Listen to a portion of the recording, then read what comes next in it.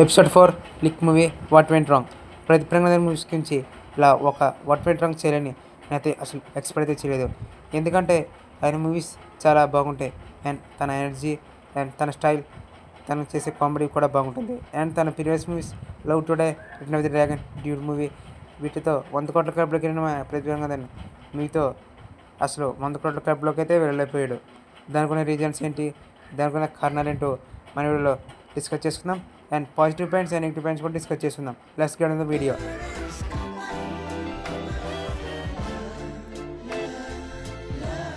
Expectations.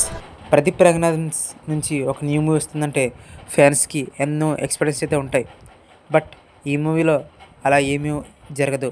ఎందుకంటే ఈ movie నుంచి వచ్చిన గ్లిమ్స్ కానివ్వండి అండ్ ట్రైలర్ కానివ్వండి ఫ్యాన్స్ని పెద్దగా ఆకర్షించలేకపోయాయి. ప్రదీప్ రంగనాథ్ గారి previous movies dude, love today, return of the dragon expectations లేకుండా మంచి బ్లాక్ బస్టర్ అయితే కొట్టాయి. ఎక్స్పెక్టేషన్స్ విషయంలో ఈ మూవీ ప్రేక్షకుల్ని నిరాశపరిచిందని చెప్పవచ్చు. Number 2 emotions.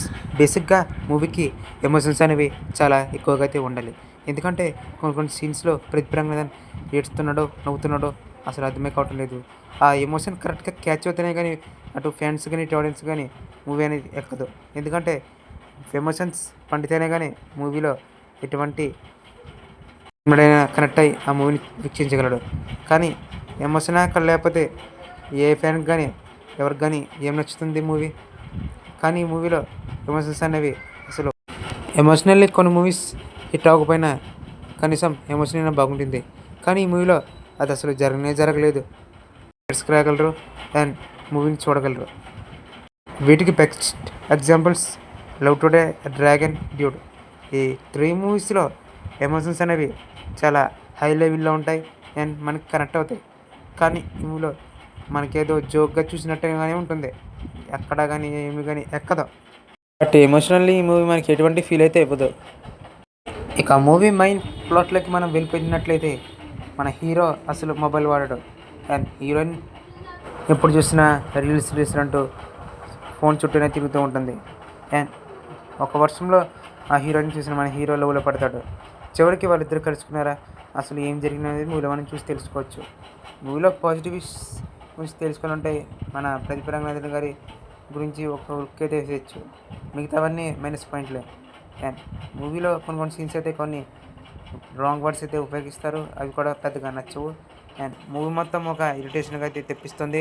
అండ్ మూవీ చూసినంతసేపు ఒక జొన్ బౌండ్ డబ్బా దగ్గర ఎట్టుకుంటే బాగుండని మనకు అనిపిస్తుంది. అండ్ నెక్స్ట్ పాయింట్లోకి మనం వెళ్తే ఇరిటేషన్. ఈ మూవీలో ఎక్కువగా ఇరిటేషన్ అనేది ఎక్కువగా మనం అయితే ఫీల్ అవుతాం. ఎందుకంటే సగం ఇరిటేషన్గా అయితే ఉంటుంది. అండ్ మూవీ ఫస్ట్ హాఫ్లో అండ్ మూవీ సెకండ్ హాఫ్లో చాలాగా ఇరిటేషన్ మనం ఫీల్ అవుతాం. అండ్ మధ్యలో వచ్చే కొన్ని రోబో సీన్స్ అయితే కొంచెం డల్గా అయితే మనకు కనిపిస్తాయి. అండ్ కోర్ట్ సీన్స్ కూడా కొన్ని ఇరిటేషన్ తెప్పిస్తాయి. అండ్ అక్కడక్కడ ఇరిగించినట్టు కొన్ని సీన్స్ అయితే మధ్యలో వస్తూ ఉంటాయి. అండ్ కొన్ని సీన్స్ అయితే ఎందుకు పెట్టారా బాబు అని మనకు అనిపిస్తుంది.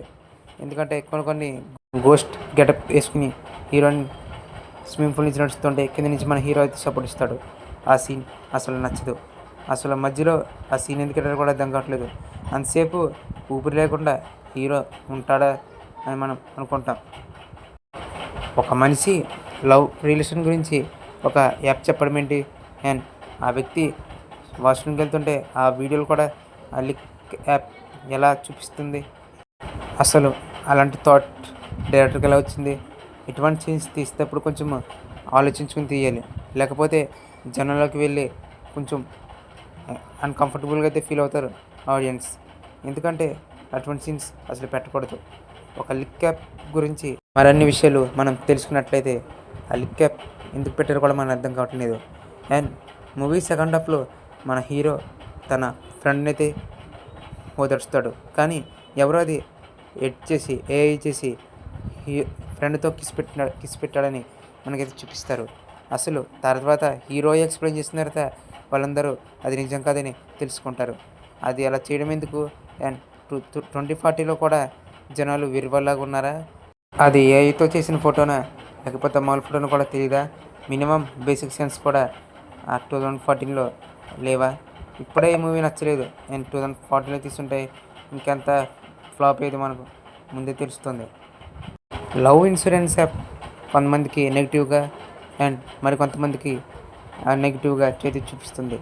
అసలు ఆ యాప్కి బుర్ర ఉందో లేదో కూడా అర్థం కావటం లేదు. అది కనిపెట్టినోడు అసలు ఎస్ఏ సూర్యనా లేకపోతే ఎవరైనా కనిపెట్టించారో కూడా తెలియదు.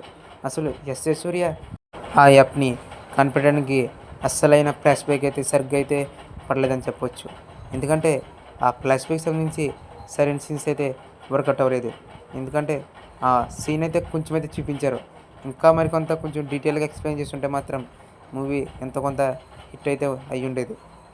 మూవీ ఫస్ట్ హాఫ్లో హీరో వాళ్ళ సిస్టర్ ఒక సోషల్ మీడియా ఇన్ఫ్లుయెన్సర్గా మాత్రమే చనిపోతుంది. కానీ ఆ డెత్ అసలు ఆడియన్స్కి అసలు కనెక్ట్ అవ్వదు. మనకి తెలిసిన విషయం లాగే ఆ డెత్ జరుగుతుంది. అండ్ మూవీ సెకండ్ హాఫ్లో వచ్చే ఆర్గానిక్ సీన్స్ అయితే కొంచెం ఆర్టిఫిషియల్గా అయితే ఉన్నాయి. ఫ్యూచరిస్టిక్ సినిమా అన్నారు అండ్ అక్కడక్కడ కొన్ని సీన్స్ అయితే పెద్దగా వర్కౌట్ అయితే అవ్వవు. జస్ట్ ఆర్టిఫిషియల్గా పెట్టినట్టే మాత్రం ఉంది కానీ దాంట్లో ఏది కొత్తగా అయితే ఉండదు. అండ్ ఈ విషయంలో అయితే విఘ్నేష్ శివన్ ఫెయిల్ అయ్యాడని మనం చెప్పవచ్చు. అండ్ అక్కడక్కడ కొన్ని లాజిక్స్ అయితే మిస్ అయ్యాయి. అండ్ మూవీ చూసినంతసేపు చిరాకు తప్ప ఇంకేమీ మనకి రాదు.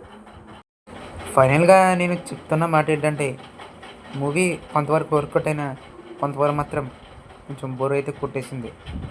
ఎందుకంటే మూవీ కొంచెం స్లోగా అయితే వెళ్తుంది అండ్ సెకండ్ హాఫ్ నేరేషన్ కూడా పెద్దగా ఆకట్టుకోదు. అండ్ ఈ మూవీ ఫ్లాప్ అవడానికి మెయిన్ రీజన్ ప్రమోషన్స్ గట్టిగా చేస్తేనే కదా మూవీ హిట్ అయ్యేది, ప్రజల్లోకి వెళ్ళేది. కానీ ఈ మూవీ టీం ప్రమోషన్స్ అనేవి చేయలేదు, ఓన్లీ రిలీజ్ అయితే చేసేసింది.